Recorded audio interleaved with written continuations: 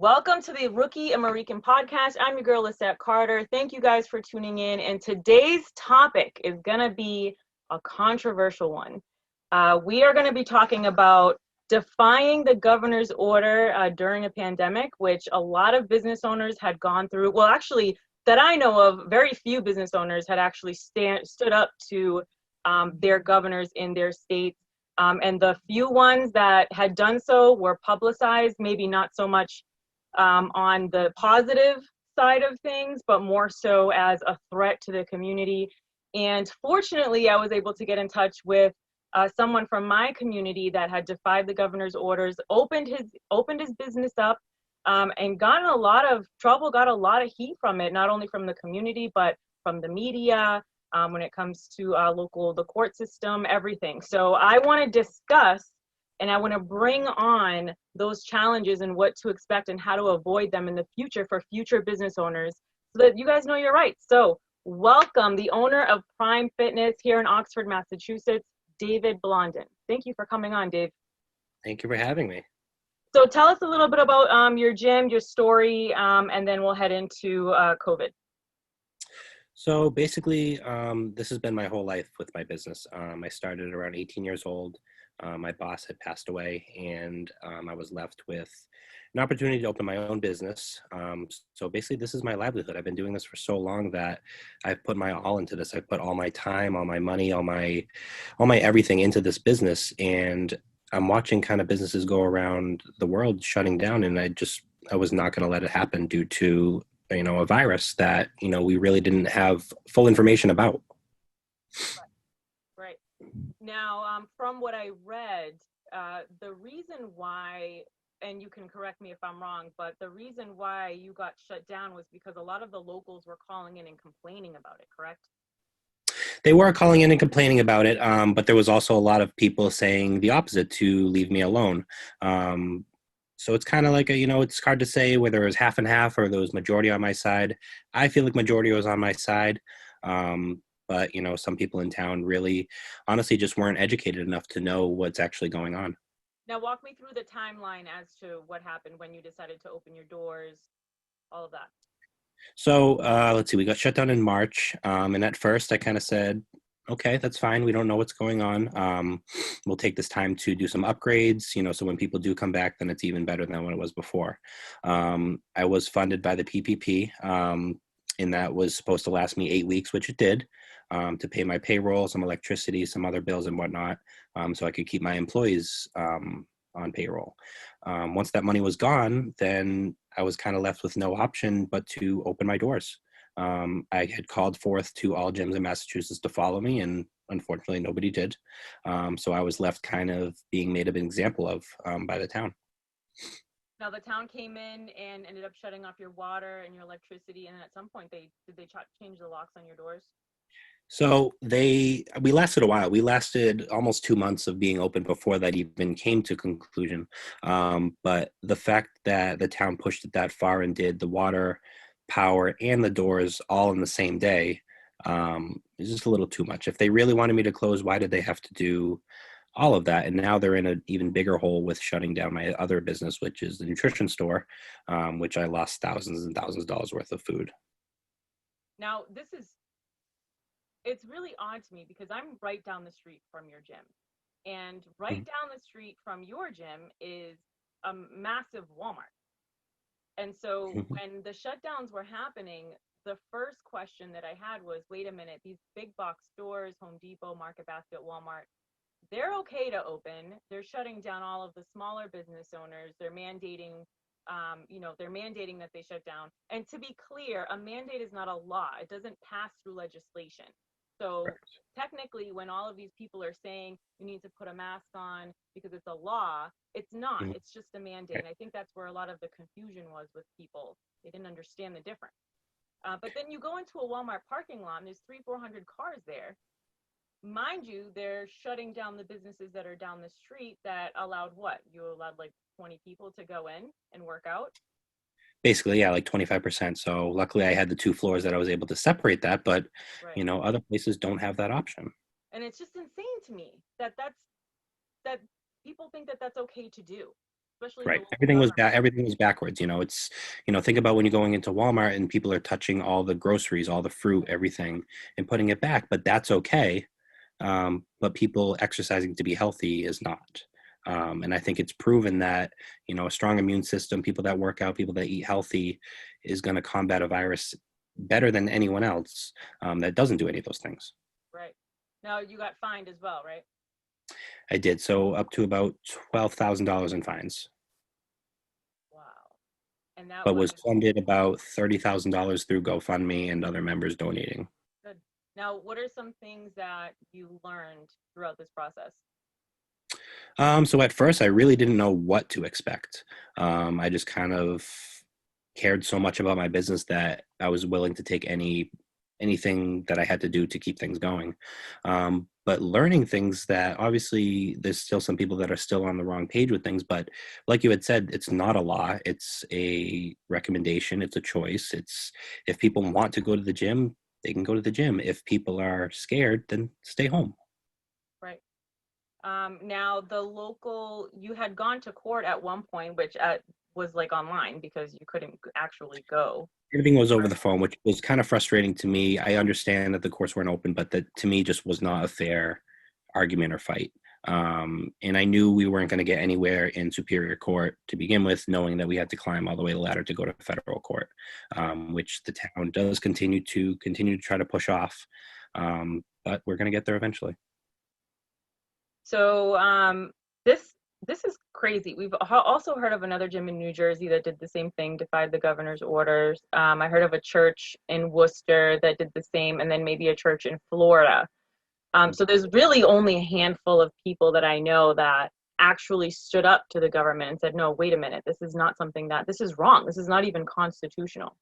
Right. So as far as through the states, there was 3 gyms that opened up. There was California Metroflex, the New Jersey gym Attilis, and then there was me, which is surprising to me that no one else stood up, especially some of the big, huge gyms that aren't chains, like Bev Francis in New York, that's known as the gym of bodybuilding, the mecca of fitness, that they wouldn't even open up and stand up. So. Right. Now in the future, how are you going to go about this? Do you continue to do what you're doing? How would you do it differently? Continue to do what I'm doing. I would have, if now that I know this, I would never shut my doors again due to anything. It's if people truly are scared of a virus or whatever else is going on in the world, then they can stay home. But Right. there's plenty of people that, venture out every single day and risk their lives. People should be able to go to the gym. And do you have any COVID cases? Nope, we've had over 30,000 people, 30,000 check-ins come in since we started opening in May, and not one person has been sick. Wow. I mean, if you even just look at the data alone, you'll see that the data doesn't warrant. I mean, even they say that the COVID tests alone are unreliable, and that the only way that you should really determine a pandemic is by the deaths of Right. What's going on. And so I think a lot of people are missing that. They're saying, well, the COVID, and I know I'm getting off subject, but they're saying that COVID is increasing. But what people don't understand is that when people get the flu, if my daughter comes home with the flu, we're all getting the flu. So it's Right. just And then kind of they a don't know part how of to it now. separate the different ones. And that's what I'm worried about coming towards, up in the next coming month is they're not going to be able to tell the difference as people get the flu. And they're just Right. going to keep rising and rising. So, but I'm ready to do the same thing. I have plans already in place of what I'm going to do if they do try to do anything. But I will not let this happen or get to that extent again. Right. Wow. Is there anything that you want to say to local government, the media? I mean, I know that you had an issue with the media and how they twisted a lot of your words. Tell me about that. They did twist a lot of words. They kind of jumped to conclusion. They would spin words. They would only put certain things on the camera, but they never wanted the truth. One thing that the media will never produce is they don't want positive numbers. For me to sit there and say that all these people are not getting sick, they would never ever say that. They would only say the things that are going to make them look good and make the government look good. It's interesting. Now, what do you what are some things that you really want to say to the local government or the media or other business owners moving forward? So as far as from a business owner standpoint, anybody that owns their business truly should care about what their business is. They created it. And it really blew my mind that nobody else wanted to stand up for their business. I get parts of it, the legal parts of it and whatnot, but I feel like if everybody stood up together, then we the people make the money. These guys work for us. We make their money. So for them to shut us down, how can they get a salary still? Right. So I think people just really need to do their research and really see what is going on in the world and what your rights are and what, what is a law and what's a recommendation, and stop listening to the media. Do your own research and figure out what's actually going out there. Talk to people and get their opinions. Don't just assume and just, believe everything that you hear. Right. Now in the process, there's actually something that we're all working on really. Is in the process, we found out that the town manager, she was the one that was involved in shutting you down. She was the one that made the decision to shut all the power and all that kind of stuff. I heard from multiple sources that was all her. And like I said, she pushed it way too far on a little bit of a power trip. If she really wanted things to shut down, she did not need to kill everything. And she knew that I had 2 businesses in there. So for her, when we did go to court, the judge scolded them and said, I ordered you to shut the gym down. I never, ever ordered you to shut the store down. Now she's in a lot of heat right now too, because after that wouldn't have shown light on some of the things that she had been doing that have been, as a town manager, I don't know if they're illegal, but are they illegal? They are. Yeah. They are forced to remove her if she doesn't, they have to compel to whatever they're doing. She has to pay fines. She's subject to $50 a day from every day that's gone past the 8 months that she was not living in town, which equals out to over $30,000. So if she still wants to try to fine me $12,000, I think she should rethink what she owes herself. Right. So for those of you that don't know, the town manager of Oxford, Massachusetts, shut this business down. Meanwhile, there's illegal activity that she's involved in when it comes to her residence. You're supposed to be living in the town that you're serving, and she's living in a different town. She purchased the property, but it's just sitting there. Nobody's living there right now. And so now she's in the process of being removed from, people are collecting signatures. We're collecting signatures right now because we don't like dirty politicians. We don't like politicians that say one thing and then do another. And it's our responsibility as citizens to remove them. We put them there, they can come up, especially if they're collecting a salary based on our taxes. So that's what you get. I hate to say it, but there's really no other nice way to say that. If you reap what you sow, and if we're going to do that to people, it's just going to come right back to you. So let's get these guys out, and let's get some people that are patriots, that represent us properly and that understand what constitutional rights are. So, and I think other towns that too, of who they really do have in office, and that goes for the board too. I know multiple times I had to go stand in front of the board to put a sign on the building, but a 20,000 square foot building, I'm not going to have one sign on the building. I'm going to make it so it's visible.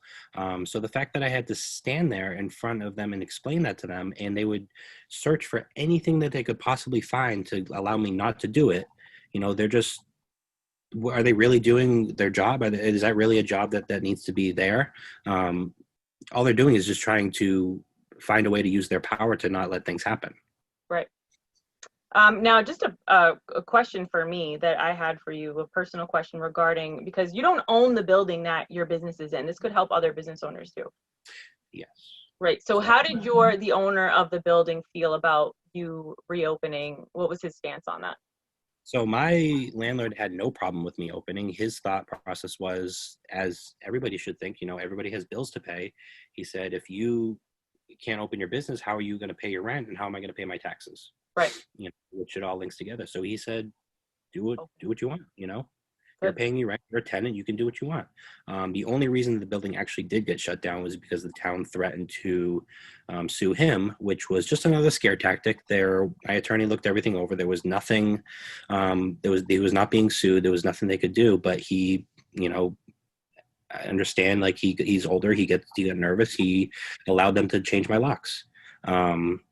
which in a way is kind of, we can go after him too, but which I would not, but I think he needs to, as a landlord, understand his rights as well. Right. Yeah, that was my next question too, is how would he allow for them to change his own locks? Because that's illegal. You can't just go in and change somebody's locks. Exactly. And and that happened to New Jersey too. The police had actually broken into the gym and changed the locks while they were closed. So that it was interesting how New Jersey happened. It was almost like we were opposite. New Jersey got locked up originally, and I just got my fines. And then when I got locked up, they started getting their fines. It's very interesting. Well, I appreciate you coming on and talking about this really quick. I know that you've got a lot going on, and to take the time to do so and to educate people on what to do. Stand up for yourself, stand up for your business, your livelihood. At the end of the day, people have a lot invested, and it's nothing to be messed around with, especially by the town. They're the ones that should be backing the residents and backing these businesses first. So, and I see other towns out there, I know West Boylston, for instance, they kind of jumped in and said they weren't going to enforce any of the restrictions and whatnot, or they backed off on them. In South Dakota, they didn't do anything. They let people be responsible for themselves, and they have the lowest cases. Right. It just proves to show that, this is not science that they're talking about. Show me the science behind where's COVID really spreading? Where is it? What is it? How is it actually gotten? How do people prevent it? Because this whole entire time they talked about how we help the other person, but never once did I ever hear the media say, how do we protect ourselves? Never did they ever bring up, immune systems, vitamin C, elderberry, anything out there. I do nutrition for a living. I understand this stuff. I know how the immune system works, but what I'm scared about is how these people are, they were thrown in their houses for so long, and now you're just going to throw them out there into the open. And of course they're going to get sick. They haven't been around people for so long. Right. So I think people have to do their own education on how to take care of themselves and not rely on the government to tell them what to do. Or a vaccination. That's coming up soon too. No quick fix to it. You don't get healthy automatically. A vaccine is not going to make you healthy. If anything, it's going to make you more sick. And I believe, these masks that people are wearing around too, I've yet to wear one. I think I've worn one for my haircut, and that's probably it. And that's 10 minutes. Right. But, you're using the same mask over and over again. People aren't cautious about it, and they're just carrying bacteria on and off their face. And that's going to spread more than wearing a mask. Right. And what's funny is I went to nursing school. Well, I majored in softball, but I did go to nursing school, and we had a 4-hour class on just PPE and washing your hands. And so we knew how to use gloves, we knew how to discard them, we knew how to use the mask, we knew how to discard them, what type of mask to use. So when they had made the mask mandatory, my first question was, well, first of all, you need to have some kind of a tutorial for the public on how to properly use and discard the mask. Second thing is you need to have biohazard bins everywhere, because if this is truly a deadly thing, you need to learn how to discard them in the biohazard bins. And so when I realized that they weren't doing that, I said, this is a joke. Nobody knows how to use them. They're wearing them when they're driving. They're wearing their gloves everywhere. And I said, you're better off just going in without a mask and just washing your hands. And you're just, instead of just spreading everything everywhere all the time. And so that to me was a huge red flag, because I said, they're not even going over how to properly use this stuff. And it was just common sense. How businesses handled their precautions. A lot of gyms, we've signed up a lot of people from other gyms because they've left due to the restrictions. And I know there's a gym in Holden, a Crunch Fitness in Holden, which I understand is a chain, but they have shower curtains up all over the place. So you have to stand in this little bubble of shower curtains with a mask on, and you're going to tell me that those shower curtains covered in people's sweat and spit all over the place are being cleaned. Oh yeah, around each bench there. I'll send you a picture of it. There's literally shower curtains cornered into all these machines and benches so people can keep their distance. But how is that cleaner? It's just I don't understand. I can't wrap my head around all of that. It's just it doesn't make any sense to me. And maybe it's because I have a medical background, but it really makes zero sense. What is your prediction? We have to shut. What was that? What's coming? No, what were you going to say? My prediction of what's coming. Oh, I don't even remember what I was going to say. Forget about it. I'm sorry. What's a prediction that you have that's coming for the next couple months? Knowing that the election is right around the corner, I think they're going to try to pull something again. I believe that everybody's going to be shut down again. There's multiple rumors going around, but I'm not going by rumors. I'm going by what I'm seeing in the media and, using your own common sense to see what they're going to try to pull. I've watched so many people comply to every single rule that they try to put out there, and every business is going to fall in line again and do the same exact thing. And I urge all businesses to just open your doors and keep them open. This is not about a virus. If you still think this is about a virus, you really, really need to do some research and figure out what is actually going on. Right. Well, thank you for coming on. I really appreciate the time. I'm sure it'll help all of us that we really don't know. There's a lot of people out there that are really struggling with, because of the shutdown and the riots and everything that's going on with the election, they really feel like that they don't have any hope. They don't know, it's unstable. They don't know what's going on, what's going to happen. So it helps to have a voice of hope right now within the community. Right. And I see that with, banks and stuff too. Banks are struggling to get loans, but they're not giving them out because they don't know what's going to happen. Right. How do you give a business a loan when you don't know if they're going to shut down? So, but I look at things as if every business banded together and they all stayed open, what are they going to do? Right. So. Perfect. Thank you so much, Dave, for coming on. I really appreciate it. No problem. Anytime. For more information on David Blondin and Prime Fitness and Nutrition, head to psnoxford.com. Show your support by registering as a member if you're local, or even just following him on social media.